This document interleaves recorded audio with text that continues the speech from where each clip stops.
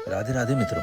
हम सभी अपने जीवन में कभी ना कभी ये जरूर सोचते हैं कि क्या भगवान सच में हमसे बातें करते हैं। क्या हमारे सवालों का कोई दिव्य उत्तर भी होता है? इसका सही उत्तर है हाँ, और वो उत्तर हमें मिलता है परम पूज्य श्री प्रेमानंद जी महाराज के मुख से। महाराज जी हर दिन कई लोगों के प्रश्नों का उत्तर देते हैं और उनका हर उत्तर भगवत गीता, शास्त्रों और भगवान की वाणी से भरा हुआ होता है। हमारे इस चैनल में अपने वीडियो के जरिए हमारा उद्देश्य है कि हम उनके उत्तरों को थोड़ा और गहराई से आप तक लेकर आएं, उन्हें आज के जीवन से जोड़ने का प्रयास करें ताकि वो हम सब के आत्मिक विश्वास और विकास में सहायक बन सके। महाराज जी की एकांतिक वार्तालाप में पहला प्रश्न आता है संजीव नाथ जी गुवाहाटी से। उनसे पूछते हैं कि महाराज जी, मैं 3 साल से पशु पक्षियों की सेवा कर रहा हूँ, हजारों पक्षियों को दाना पानी देता रहता हूँ और हर तरीके से प्रयास करता हूँ कि किसी भी ऐसे पशु पक्षी की मदद कर सकूँ जो कष्ट में हो। क्या इससे मुझे भगवान की प्राप्ति हो सकती है? महाराज जी कुछ क्षण रुक करके कहते हैं कि ये परोपकार हुआ,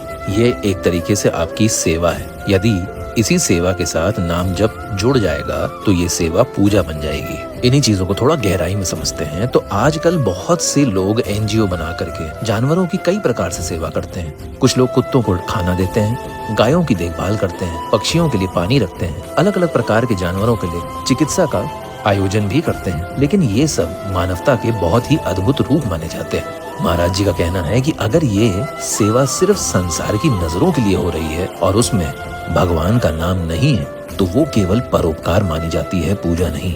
असल में भगवत प्राप्ति तब होती है जब सेवा करते समय हमारे भीतर एक भाव उत्पन्न हो कि हम जो सेवा कर रहे हैं वो भगवान के लिए कर रहे हैं। और जब सेवा करते समय हमारे होठों पर नाम जप हो जाता है तो वही सेवा साक्षात पूजा बन जाती है। उदाहरण के रूप में अगर कोई इंसान गाय की सेवा कर रहा है लेकिन साथ ही में भजन सुन रहा है, प्रभु का नाम ले रहा है, तो उसके इसी कर्म में भक्ति की ऊर्जा जुड़ जाती है और ये सेवा पूजा बन जाती है और इसी से वो भगवत प्राप्ति कर सकता है। अब ऐसे में जब पशु पक्षी के ऊपर सवाल चल रहा था तो उन्हीं लोगों में से एक इंसान ने वहां पर बैठे हुए महाराज जी से एक और प्रश्न पूछ लिया कि प्रभु, जब मैं छोटा था तो मांस मछली बहुत खाया करता था। अब मांस मछली को छोड़े हुए मुझे लगभग 10 साल हो चुके हैं, लेकिन मुझे बहुत दुख होता है कि मैंने अपने बचपन में और अपनी जवानी के दिनों में ये बहुत गलत कार्य किया और इससे मुझे बहुत पाप लगा है। क्या वो पाप मेरा मिट सकता है? और दोस्तों, ये सवाल सिर्फ उस इंसान का ही नहीं था, बल्कि आज की बहुत से ऐसे लोग हैं जो लोग पहले तो कई प्रकार के मांस मछली खाया करते थे लेकिन अब छोड़ चुके हैं। और इसका जवाब सुनना भी आपके लिए बहुत जरूरी है, क्योंकि महाराज जी बोलते हैं कि हाँ बिल्कुल, आप नाम जप करें तो उससे वो सारे पूर्व के पाप मिट जाएंगे और सब ठीक हो जाएगा। नाम संकीर्तनन यस्य सर्व पाप प्रणाशनन, मतलब कि भगवान का नाम ही सभी पापों का नाश कर देता है। इसलिए आप बिल्कुल भी मत सोचें कि आपने पूर्व में ये पाप किए थे। आप बस ये सोचें कि आप प्रभु से जुड़े हैं और उनका नाम लेते रहें, भले ही होठों से ना लेकर के मन में लें, लेकिन नाम लेते रहें। इन बातों को थोड़ा गहराई में समझे दोस्तों तो हम सभी जीवन में कई बार गलतियां करते हैं, बचपन से लेके जब तक हम यहाँ पे रहते हैं तब तक। लेकिन सबसे बड़ा पुण्य ये है कि हमने गलती को स्वीकारा और उस गलती को दोबारा करना छोड़ दिया, क्योंकि जो गलती बार बार करी जाती है वो पाप बन जाती है। इसलिए यदि हम उस गलती को करना छोड़ देते हैं और साथ में हम नाम जप करने लगते हैं तो हमारा पूर्व का किया हुआ पाप नष्ट हो जाता है। इसी पे महाराज जी कहते हैं कि अगर सच्चे मन से नाम जप करोगे तो वो हर पाप को मिटा देगा जो कभी तुमने भूल से या अज्ञानता से किया था उसे तक को। जैसे जल में डुबकी लगाने से शरीर शुद्ध होता है, वैसे ही हरि नाम में डुबकी लगाने से आत्मा शुद्ध होती है। तो एक और भाई वहां बैठे होते हैं तो वो पूछने लगते हैं कि महाराज जी एक बात बताइए कि जो लोग मांस मछली बेचते हैं क्या पाप उन पर भी लगता है? महाराज जी बिल्कुल स्पष्टता से बताते हैं कि हाँ, पाप पूरा लगता है, पूरा पाप भोगना पड़ता है। क्यों? क्योंकि कर्ता, प्रेरक और अनुमोदन करने वाला यानी उसे खाने वाला, तीनों को बराबर पाप लगता है। चाहे जिसने भी काटा हो, जिसने भी बेचा हो या जिसने भी खाया हो, उसको उस पाप का भागीदार बनना ही पड़ता है। मित्रों, इससे क्या सीख मिलती है? इससे हमें कर्मों का एक बहुत ही महत्वपूर्ण रहस्य मालूम पड़ता है। आपने अक्सर ही देखा होगा कि जो मांस खाने वाले होते हैं या बेचने वाले होते हैं वो अक्सर ही कहते हैं कि देखो मैंने तो सिर्फ उस मांस को बेचा है, या कोई कहता है कि मैंने तो सिर्फ खाया है, काटा थोड़ी है, ना ही मैंने उसे काटते हुए देखा है। तो याद रखिए कि भगवान ये सभी गलतियों में आपको बराबर से भागीदार मानेगा। मतलब कहने का है कि जो करता है या जो प्रेरक है यानी कि जो उससे करवा रहा है, या किसी प्रकार का जो अनुमोदक कर रहा है यानी कि जो जानते हुए भी उस पाप को कर रहा है या मांस को खा रहा है, तीनों ही बराबरी के भागीदार माने जाते हैं। और ये बात सिर्फ मांस तक सीमित नहीं रहती। जो लोग दूसरों को इन्हीं पापों में ढकेलते हैं या इन्हीं पापों को करने के लिए प्रेरित करते हैं, दोषी उन्हें भी पाया जाता है। इसी बातों पर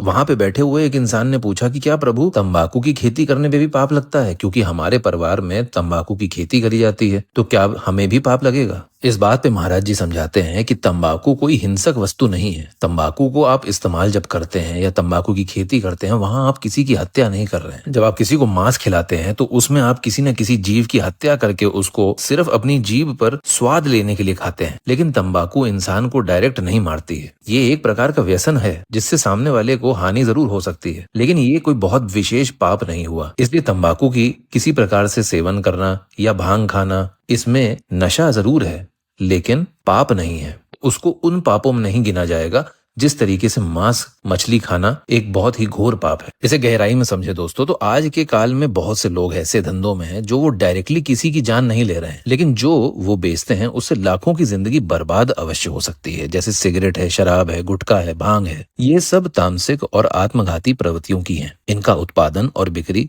भले लीगल हो लेकिन धार्मिक रूप से दोष मुक्त नहीं है, परंतु इनके ऊपर जो पाप लगता है वो उतना गहरा पाप नहीं माना जाता जितना गहरा पाप मांस खाना, मांस काटना या मांस बेचना माना जाता है। परंतु इस पे एक बात और ध्यान रखनी चाहिए कि जो भी चीज किसी को बर्बाद करे उसका धंधा कभी धर्म नहीं हो सकता। इसीलिए पाप की योनि में यह आता है, लेकिन ये उतना बड़ा पाप नहीं है जिस तरीके से मांस काटना, मांस खाना या मांस बेचना है। मित्रों, इन सभी बातों का जवाब देते हुए महाराज जी ने एक बात का तो बहुत बढ़िया संदेश दिया। वो दिया कि हमें जीवन की दिशा क्या रखनी चाहिए। सबसे पहला कि आप किसी भी प्रकार की सेवा करें तो उसमें अपने मन में भक्ति भाव जरूर रखें, और भक्ति भाव जब रखते हैं तो मन में नाम जप करते हुए ही वो सेवा करें। तभी आपकी वो सेवा एक पूजा मानी जाएगी, जिससे आपके भगवत प्राप्ति में मार्ग में बहुत ही ज्यादा आसानी हो जाएगी। दूसरी बहुत ही महत्वपूर्ण बात कि पाप अगर आपने किया है तो आप पछताओ नहीं, परंतु प्रायश्चित के बारे में सोचो। और वो प्रायश्चित आप नाम जप से ही कर सकते हो। नाम जप एक ऐसी सीढ़ी है जो आपको शुद्धि तक ले जाएगी, हर तरह के पापों से आपको मुक्त करा देगी। और आखिरी में सदैव प्रयास करें कि आप ऐसे कर्मों में अपने आप को लगाएं जो कर्म धार्मिक हो। किसी प्रकार से ऐसे कर्मों में मत उलझ जाएं जो आपके द्वारा किसी की बर्बादी करते हैं। मांस खाना, मांस काटना, मांस बेचना, ये सभी पाप हैं। तंबाकू खाना, तंबाकू बेचना, तंबाकू उगाना भी पाप है। परंतु दोनों में फर्क ये है कि एक में आप किसी की जान ले लेते हो और दूसरे में आप बहुत अपने आप को रोक करके चलते हो, परंतु दोनों ही पापों में गिने जाते हैं। इसलिए कभी भी दूसरों के बर्बादी से पैसा कमाने का प्रयास ना करें। उस धन से आपको सिर्फ नुकसान ही होगा और आप पाप के घेरे में बंध जाएंगे। आज का वीडियो कैसा लगा हो दोस्तों, एक बार कमेंट सेक्शन में जरूर बताएं और हमारे चैनल को सब्सक्राइब करें इसी तरह के और वीडियोस सुनने के लिए। धन्यवाद दोस्तों, राधे राधे।